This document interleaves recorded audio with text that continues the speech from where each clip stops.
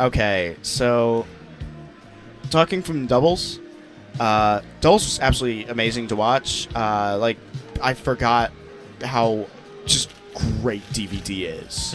Because, like, I don't see him in doubles a lot as it is. Because, well, Massachusetts, he goes around to, like, big events, but you don't watch those that much these days. But anyway, I'm getting to a point here. Good. Whatever. Okay. No, I'm abandoning it. Okay. I'm spiting No, you. no, you can't do that. Nah, dude. Come on. I actually forgot what the point was. Okay, hang on. Let's see what we've got on next. Okay. Zork and Flarp? Okay. Yeah, sounds good to me. Tink versus Luigi. I'm not exactly sure who wins this, but I will place money that it is, in fact, a 7-3. So, Mike, would you like to explain that? Just in case of people who haven't mentioned Tink's matchup thread? So Tink is a fascinating character. Because Tink, like, given the sheer number of 7-3 matchups Tink has, like, Tink almost invalidates a lot of the cast, my own character included. And so that's, like, you look at that and you go, like, why isn't Tink high tier? Look at all of these amazing matchups, and that's because Tink has 2 modes. Absolutely bodying and just quitting the game. I think there's a couple of even matchups in between, but they're few and far yes. between. So Tink is like a fantastic counter pick character, but it also means that, well, it's very risky to solo main Tink in case anybody has the hard counter. It's not like Meta Knight. Meta Knight, you have so many close to even or even matchups. Like, Meta Knight, you almost never lose matchups. You do lose them, but not often. And they're still all winnable. They're all close. But once you get into, like, Tink Town... Okay, I love Tink Town. Can we get a spotlight on 6 a.m.? Oh, man. Okay, so we can't see it on camera. 6 a.m. is kind of doing, like, a little crouch thing. Okay, here we go. Oh, let's go 6. Okay. Oh, he's doing it. Can we just, like, not actually commentate the set anymore? Can we just I think we have to. Can we just commentate 6 a.m. doing things in the backgrounds? Oh, it's good. Okay, he's sitting down. All right, we're fine. All right. Those two are ready to play their set. Smashville. Smashville. Okay. I think both of these characters like the stage. This is going to be a patient set. Flarp is going to do Flarp things, which is namely hang back, fireball, and be ready to punish at any moment. And Tink is going to do his best to try and prevent or contend with that. And I feel that, like, earlier I called Flarp matches slow.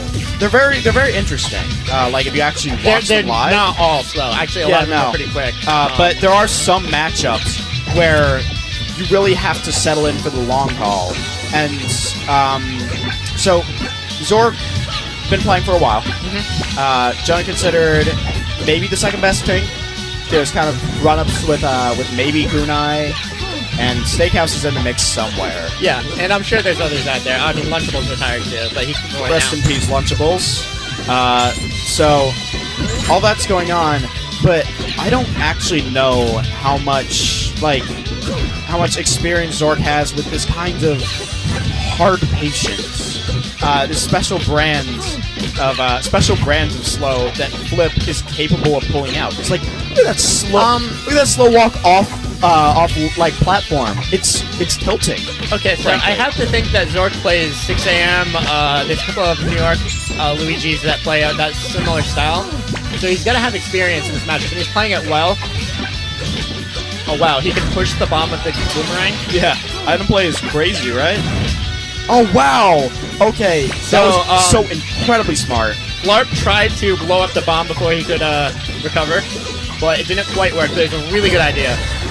Well, not even that. Like, I saw that as Zork intentionally throwing his bomb into the fireball so he could get hit by the explosion. Okay. It's relatively difficult to make the bomb explode on its own. Like it can be a hard commit sometimes, and scaling doesn't always allow you to. So was he almost gambling on whether or not Luigi's saw- fireball would blow it up? No, I think he would have he had a chance to make it back either way, but he saw an opportunity and he took it. And he reacted well. It wasn't a Exactly. surprise situation. Oh man, that was a really unfortunate dare on Zork's part. Flarp is starting to He's starting to run away with this. I Slowly. was gonna say that. I do have to say though, Flarp's neutral is so smart. And it's very non-committal, but uses this nair of the boomerang. I kind of It traded, like, clanked? yeah. Okay. He's really finding unorthodox ways to make himself safe from Toon Link's excellent projectile game that even outzones his own. And I mean, Flarp in general, I think he has the advantage more on flat stages like this than say even on a PS2, because his platform movement is really good. He's being Luigi, he can do I forget what the name for it is. Is it voodoo dashing or wave dropping? I think it's wave dropping. He can really use that to give himself a burst of instant mobility. Okay, anyway. I'm going to stop you. Flarp just stored a misfire. Okay. Just want to point that out. Okay. But where I was going with this is that even though Flarp and Luigi has this incredible platform movement, just the mere presence of Tank's boomerang can shut that absolutely down. Oh, well, at least in theory. In theory, yeah. And that's also where a lot of difference in their projectiles comes out, is Luigi obviously can only throw fireballs straight. Tink has curves, Tink has arcs in the bombs, and he's got arrows. Okay. That was actually really scary. I didn't know if he took his jump there. He didn't, but it was close. Double pummel. Not sure if he was expecting the grab release there. So, one thing I've noticed Zork has been doing is he's been throwing a bomb and then doing the Zork to follow it up, knowing that at low percent, Luigi won't go very far, and he's just doing a little extra damage per shot. Yeah. It's just a small way of trying to optimize. We also have just consistent small ledge taking. Flarp now steals the bomb. This is not your bomb anymore. This And he is doesn't get Smash hit by Bills. Yeah, it's actually it was very close on that. Going for the up tilt. Just consistently going for these pummels. I'm not sure how I feel about the grab releases, because I kind of feel like it's a situation of he's not expecting the grab release. He's expecting to get more off these pummels than he is.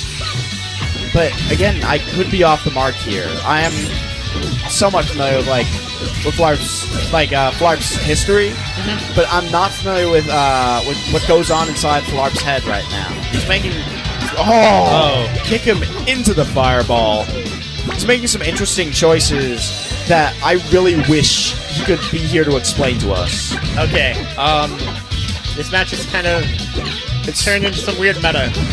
This is what we've been missing. They're just standing still now. Okay, back to moving. This is very tense, actually. Well, that's why. My heart weeps for Zork. This game's winner is... So where do you think we going? For Tink, I would say, honestly, WarioWare. He doesn't ban it, for sure. I do think Tink can control space on WarioWare very well. I also think there's something to note here is that in comparison to other Luigis, Flarp does not use his misfires offensively. Okay, hits them. so we saw the ban. Okay, He yeah. banned Fountain and WarioWare. Okay, those were probably Tink's best stages. Maybe. Yeah, they're really good stages. Tink doesn't really want Dreamland. Maybe Green Hill is a decent pick. I don't know. Okay, no, Yeah, he's that's going about what I Battlefield. He wants expected. platforms. Platforms are really good, and it's not large, or it's a small enough where he's not at a huge disadvantage in regards to the recovery. He's not giving Flarp Delfinos to run around on.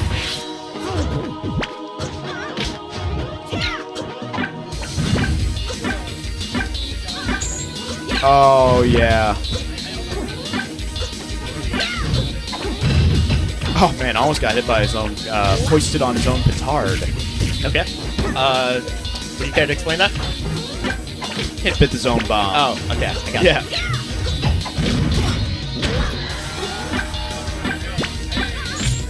So, just like in general, I think that most of what's going to decide this match, or at least a lot of what's going to decide this match and really affects the metagame here, is the top platform and how well Zork manages to use that. Because like we saw an example of top platform gone wrong with the recent Brimley Fresh. Okay, that's an amazing. I want to see that clip. Like Which one? top platform gone wrong. Oh, That's yeah. a good montage. GR smash, please. Yes. So, okay, this is really interesting and maybe disagreeable, like, edge guarding game of using fireballs instead of, it's not like taking ledge instead of, well, I wouldn't really recommend going out against Tank. That's very risky. But these fireballs, you know what this kind of feels like? You remember that that GIF of IPK weaving through? I think it's whose missiles was it? Esam? Yeah, IPK yeah, dodging that's all of Esam's fireballs. This feels like that, but like slower. And That kind of is the whole game between the two. Like that's the meta in this matchup. How and well Zork can has you been outspace? Zork has been doing an absolutely commendable job. Oh, that shield is getting low.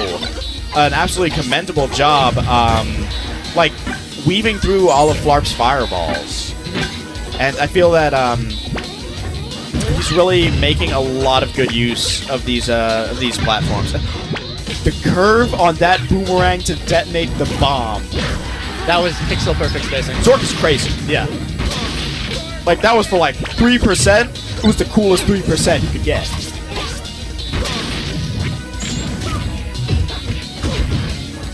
Zork being constantly aware of the potential of that nair. There's a couple whiffs on both sides. A little bit of spook going on. Oh, hard read on the wave dash through on the cross up. And So Oh, the yeah. bomb goes off, but Luigi can just nair out. he's got the misfire. Okay. He's not. Okay, he hasn't used it offensively so far, but it is a 3 stocks to 1 situation. He might. I would not be surprised if Flarp If he gets a tries chance. to get Yeah. a little stylish with it.